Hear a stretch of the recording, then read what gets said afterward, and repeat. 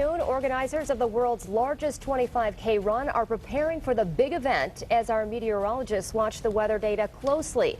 We have team coverage for you today. Ryan Takei was live along the 25K course, and Laura Velasquez is looking at the water levels along the Grand, where the flooding has been a concern for race officials. We start with Ryan in Wyoming. Ryan?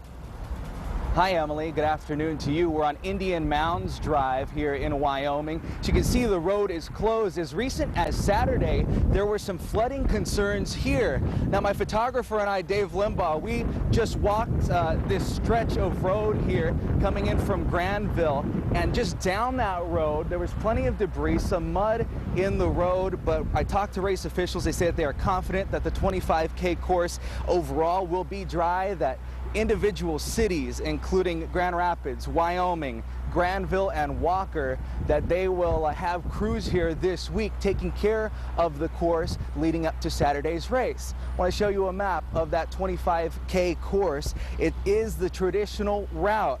Good news for runners because it's a little easier run than the alternative. There's also more room than the alternative, and they've been preparing for this for who knows how long. Study the course. They know it, and they don't need to learn or relearn that alternative route, which was last used in 2009. We're live in Wyoming. Ryan Takei, 24-hour News 8. All right, thank you, Ryan. We're in the 24-hour tracking center, of course, here watching the water levels along the Grand River. And Laura's not only a meteorologist, but also a runner, so this would have affected you if they had changed the route.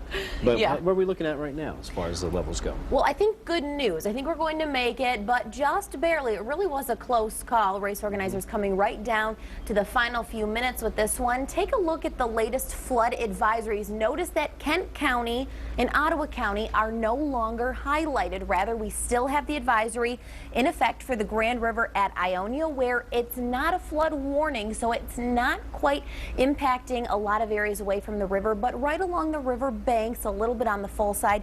And the same thing for the Portage River, or excuse me, for the Vicksburg, Portage River near Vicksburg. Get the thing straight there. And it looks like these are going to be allowed to be discontinued later on this week, but the good news there is that it has now been discontinued for the Grand River. Take